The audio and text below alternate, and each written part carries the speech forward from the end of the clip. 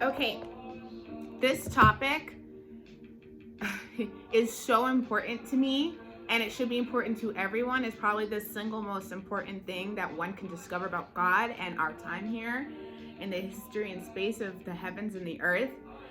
Ever since I was in high school, it's always been something that confounded me. It's always been a controversial topic nationwide, from person to person, and my mom and I still go at it today. She still thinks that the Sabbath is Sunday, and I'm like, girl. But when I was in high school, I just knew that Sunday wasn't the day and the actual day of Sabbath. And a lot of people will concur that they think that Saturday is the true Sabbath. And the reason why people think that is, one, being that on our calendar, the Saturday ends up being the seventh day in a week. And Sabbath is supposed to be the seventh day of a week. And then another reason is because it's the closest thing in translation to the Latin language where we get Saturday from, which is sábado. So that's what people believe if they're not believing that it's Sunday. I know the Jewish culture, they celebrate Sabbath from sundown on Friday to through Saturday. Okay, but I'm here to tell you that it's not Saturday. So I spent a lot of time strenuously trying to figure this out until last year. I was like, wait a minute, why am I giving myself all this stress when all I could do is just lift this up to the Lord and ask him to reveal it to me, like he does everything else I ask him. So ask him for it. So now I believe I have everything that I need, at least for now. I believe I've learned a lot of important points in understanding the Sabbath. So the Lord started to reveal things to me from that 3 months from that prayer last year. From 3 to 6 months, things started to come together. From 6 months to a year now, I believe I have the fullest understanding that I need for now. Okay, I made some notes because I don't want to miss a beat. This is so important. And I think one of the things that really alarmed me to wake up and jump up out of my seat was the fact that in reading the Bible, I go through ups and downs of where I'm reading consistently and when I kind of fall back. But no matter whatever I read always stays with me. Let me know where this volume. It's a little loud. Okay. What was I saying? So what I noticed in the Word is that in the end times, reading Revelation, when the rapture happens and all these things, God is going to care about just two things the most out of everything else. The first one being the Sabbath. He's going to ask us if we kept the Sabbath. The second one being is, did you know me? When he asks, did you know me? It's him asking if we had a relationship with him, if we cared to want the relationship with him, if you know anything about him. There's going to be plenty of people who are like, I followed your commandments, I did your rituals, all those things, but did you know him personally? That's what he's going to ask, because one of his core desires with us, the core desire of us, is relationship, an interpersonal relationship. So, but then going back to the first point, the Sabbath. And so he brings that up at the end, and that's his most important thing. And then you think about it, before there was 10 commandments, there was a first commandment. The first commandment was in the beginning when he created everything. On the seventh day he rested and sanctified that day and told us to keep it holy and to have and observe the Sabbath. Okay, and then in the middle of our story in the history of the heavens and the earth, we have Jesus. We have the 10 commandments and we have Jesus. At some point Jesus says, remember me, remember the Sabbath. But the commandment straight from the horse's mouth from God. Jesus is God too, but anyway. So he, in the 10 commandments, one of the 10 commandments is to keep the Sabbath and to keep it holy. Okay, so it was significant to me that in the beginning, in the middle, and in the end, 3 times, God makes it very clear that we're to keep the Sabbath throughout the whole story of time through the heavens and the earth. And I thought that it was interesting how he made sure that he ends the story with the Sabbath as well. God always completes the story. If you notice, a lot of things are kind of done as if everything is written in a sense of a novel. God always has a beginning, a middle, and an end to everything, and he lets no loose strings go by. He ties every string crosses every T, dots every I. Nothing goes to waste. Everything gets put to use in all this story, in all these stories. Okay, so let's start. I wrote some notes because I don't want to miss a beat. Okay, so before I get into what days, years, and months actually look like, I just wanted to say this. First off, the calendar we use today is the Gregorian calendar, which was implemented as a replacement of the Julian calendar from the Pope of 1582 during the reign of Julius Caesar. This was well after Jesus' time, and the claim to change was that the solar year was miscalculated by 11 minutes. Around this change was large protests from every nation, and still to this day, churches of Orthodox countries still don't use a Gregorian calendar. Okay, they haven't embraced that reform. So let's start with 1 year. So according to the book of Genesis, during the times of Noah, it is illustrated that a year is 360 days. And this was calculated by recording the 150-day intervals while the waters abated the earth. And you can also confirm that a year is supposed to technically be 360 days in the book of Revelation. I'm going to try to include as much scripture and support to back my claims as much as I can in the caption. So a year comprises of 12 29 to 30 day months. And there is a thing that I discovered that where I think every 7 years, there's 1 year that goes by where you have an additional 13th month. And I believe that to be true, but I haven't gotten in too deep to that because one bite at a time, honey. Let's chew our elephant one bite at a time, one thing at a time, right? So, okay. And another thing about what really constitutes a new year is the fact, like for example, the New Year's coming up for us right now in January, New Year's Day. That's what the world has said a New Year's is. The true New Year is at the dawn of spring. And the end of a year is at the close of a winter. And the way people in biblical times would calculate that wouldn't be they wouldn't have a stake in the ground, this stark stake in the ground, that constitutes that this day is spring. They would pay attention to the temperament and the conditions of the fertility of the earth. That's how they would see that, okay, now we're in spring. And then you'll be in your new year. My hair looks crazy. Goddamn. Anyway, let me drink my tea.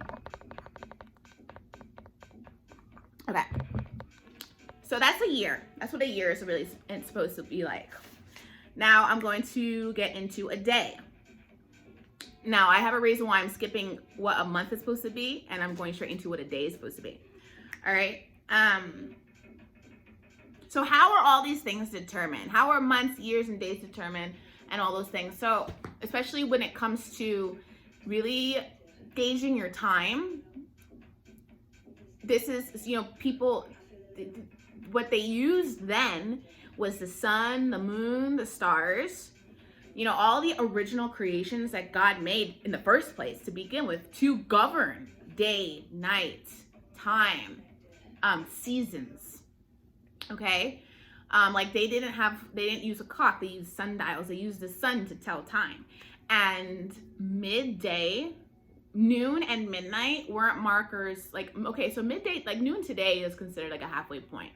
We still use as a halfway point, but midnight constitutes a new day for us. That's not how that's not how it was originally. Originally, midnight is just supposed to be like a halfway mark or a midway point in our 24-hour period, right? So, a true day is determined. It starts at evening and goes through a 24-hour period to the next evening. So it is sundown to sun up, in a sense, but it really starts at the evening.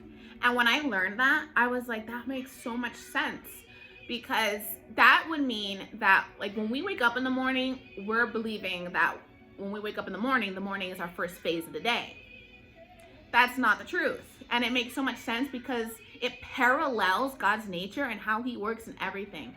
God always brings morning and newness in our lives after the storm, after the dark. He always does his deepest, most, laborious work in the dark. And then we have our newness. Then we have revelation. And then we have, new beginning. And that's what the morning represents. So it just made so much sense to me that is the true way of the day. That morning comes after evening, and we start our day in the evening. Okay, what else did I write?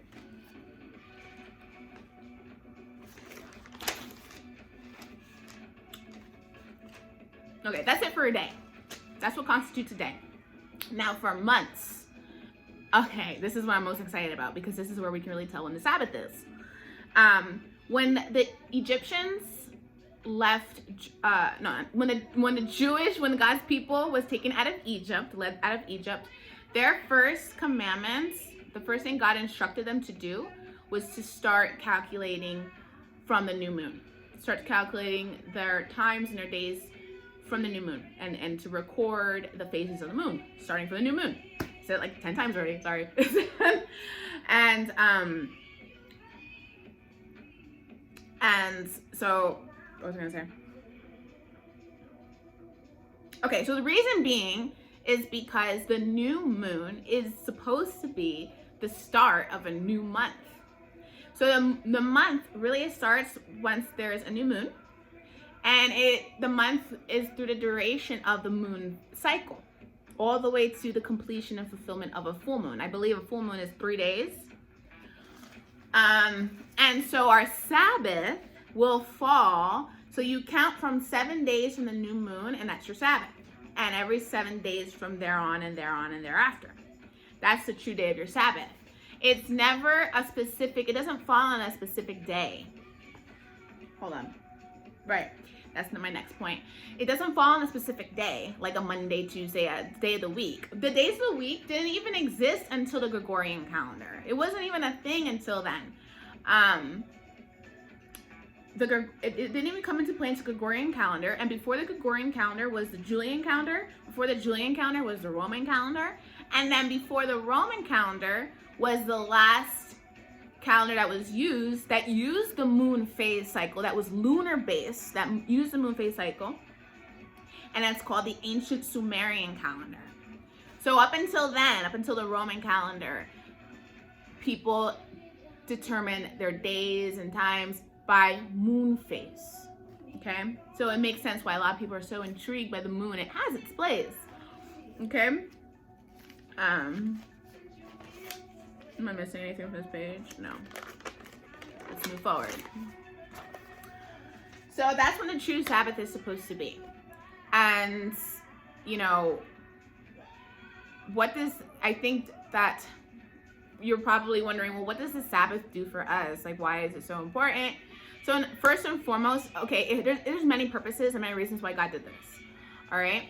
It's his stamp of approval on creation that he sanctified and made holy, and that he rested on. The Father of the universe, the creator, took a step back and did nothing for an entire day. Now, it's also important to remember that a day for him is 1,000 years for us. Okay, just to throw that out there. For an entire day. So, one of the reasons why he did that, there's many reasons, but the first reason is that it's a day for us to sit and observe him and just meditate and focus on the glory and all that, and honor him and worship him. And let me tell you something, worshiping and honoring isn't the stereotypical church way. There's many ways to honor him and worship him. And it's not just by singing, and it's not just by saying hallelujah. There's many ways to observe him.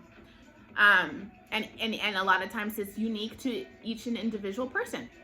And whatever mode they're in at the moment.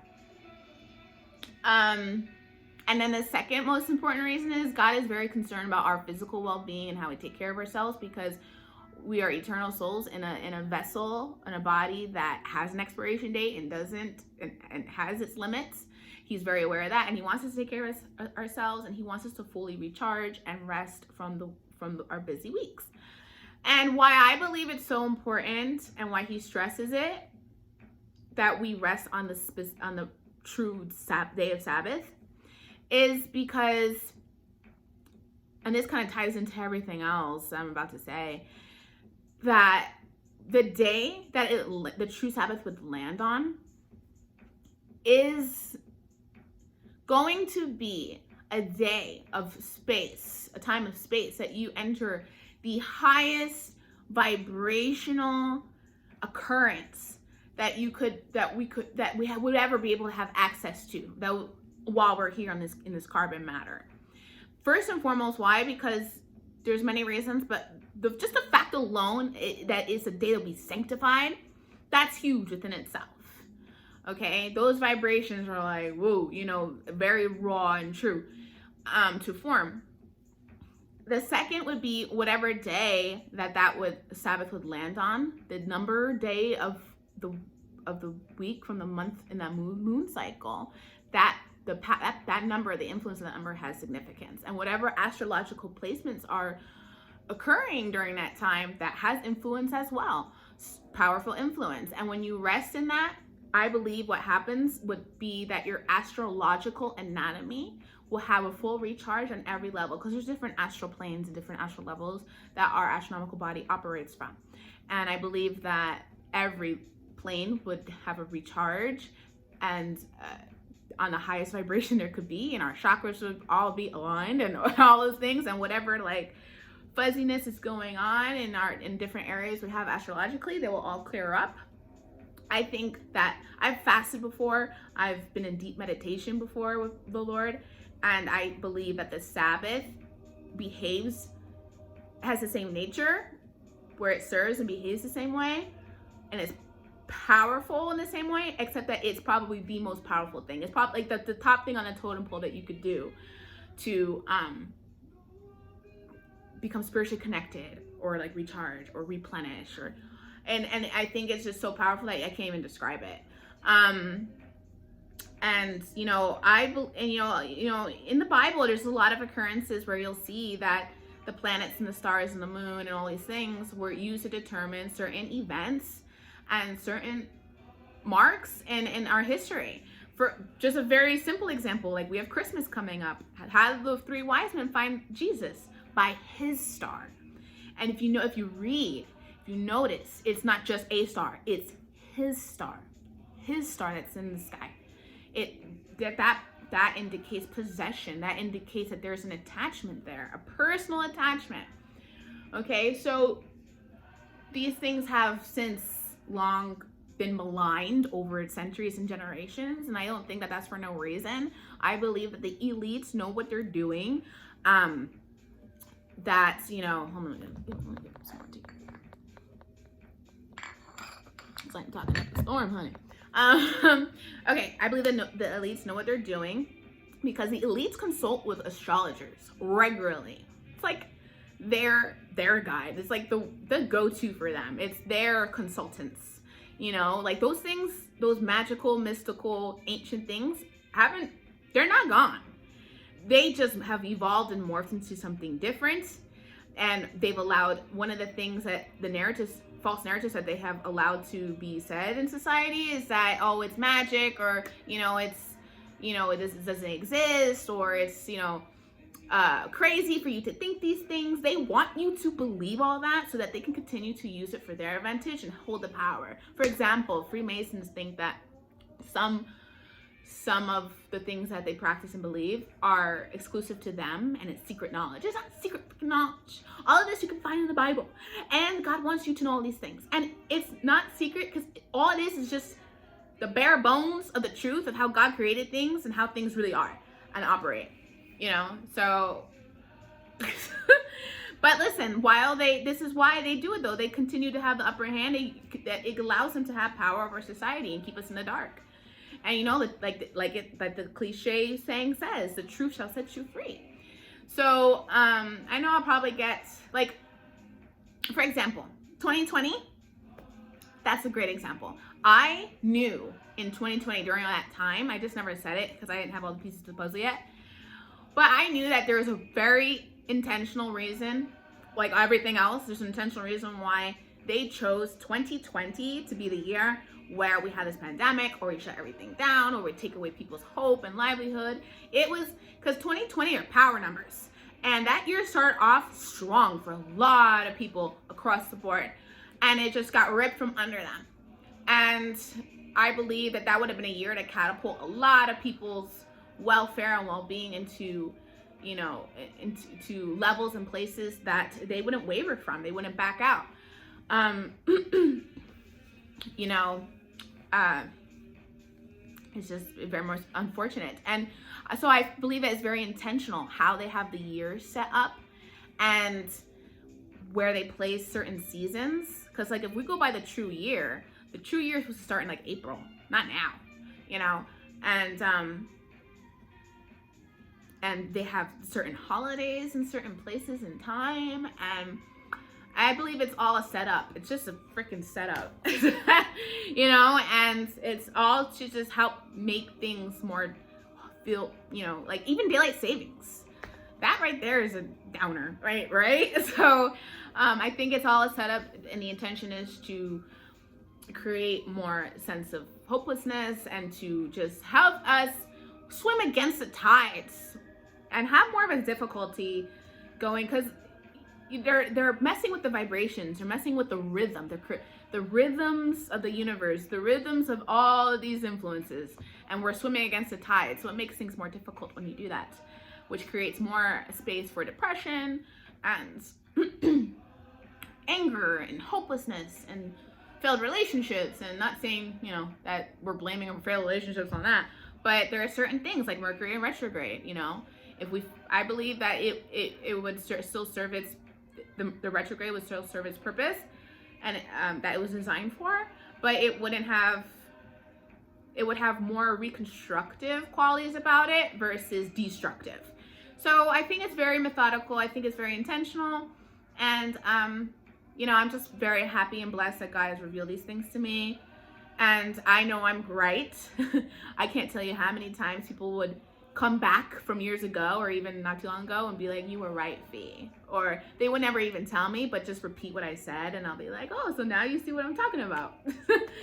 And you know, I don't know that I'm right because I'm right. I know it because I've had this bugging my soul and my spirit for a very long time.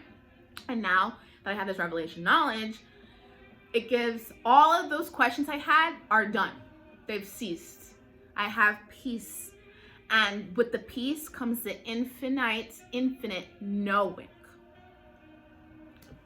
It's a sense that you just can't, it's unparalleled and it's difficult to explain. But if you know what I'm talking about, you know what I'm talking about. It's this knowing and this peace that comes with it. That's when you know it's from God.